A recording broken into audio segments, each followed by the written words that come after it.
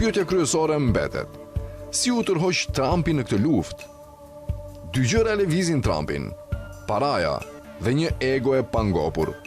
Fitimi e tërheq, por lavdrimi e kontrollon. Fryrja ndjenjës së madhështisë së Trumpit, e shoqëruar me shfaqje teatrale dhe admirimi, formëson sjelljen e tij.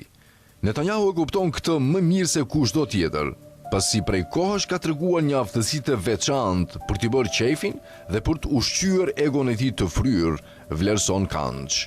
Një skenar i mundshëm është që Netanyahu, indikuar nga senatori Lindsey Graham, arriti të bindë ose ndoshta të mashtrojë presidentin amerikan se vrasja e udhëheqjes iraniane do sillte kolapsin e shtetit dhe një dorëzim të shpejtë. Rezultati: tërheqja e SHOBAZ në një luftë pa përgatitje dhe pa qartësi strategjike. Sipas Kanç, rrjedha e kësaj lufte tregon se ajo i shërben ekskluzivisht agjendës së Izraelit.